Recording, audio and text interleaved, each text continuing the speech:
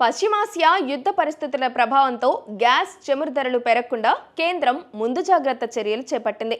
చమురు శుద్ధి సంస్థలపై ఎస్మా ప్రయోగిస్తూ సంచలన నిర్ణయం తీసుకుంది.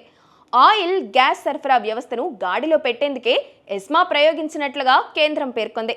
డొమెస్టిక్ గ్యాస్, ఎరువుల ఫ్యాక్టరీలు, పవర్ ప్లాంట్లకే ఆయిల్ గ్యాస్ సరఫరాతో తొలి ప్రాధాన్యం ఇవ్వాలని ఆదేశించింది. అత్యవసర పరిస్థితుల్లో గ్యాస్ నిల్వలు తగ్గకుండా పెట్రోలియం శాఖ ఈ చర్యలు చేపట్టింది. ఎల్పీజీ ఉత్పత్తి పెంచేలా ఆయిల్ రిఫైనర్లకు కేంద్రం ఆదేశాలిచ్చింది. మన దేశంలో ఏటా 31.3 మిలియన్ టన్నుల వంట గ్యాస్ను వినియోగిస్తున్నారు. ఇందులో 62% దిగుమతుల నుంచి సమకూర్చుకుంటుంది. ప్రస్తుతం పశ్చిమాసియాలో ఉద్రిక్తతల నేపథ్యంలో హర్ముజ్ జలసంధిని మూసివేయడంతో ఈ దిగుమతులపై ప్రభావం పడింది.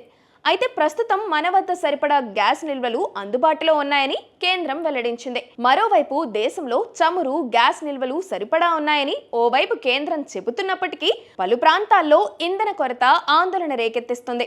ఇప్పటికే ఎల్పీజీ కొరత నేపథ్యంలో ముంబైలో 20% హోటళ్లు, రెస్టారెంట్లు మూతపడ్డాయి. పరిస్థితి ఇలాగే కొనసాగితే 2 రోజుల్లో నగరంలోని సగం హోటళ్లు మూతపడతాయని పేర్కొంది. బెంగళూరు, ఢిల్లీలోనూ ఇదే రకమైన ఆందోళన కొనసాగుతుంది.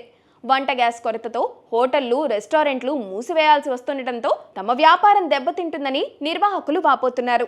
ఇంకోవైపు ఇదే అదునుగా కొన్ని ప్రాంతాల్లో బ్లాక్ విక్రయాలు ఊపందుకుంటున్నాయన్న ఆరోపణలు కూడా పెరిగిపోతున్నాయి.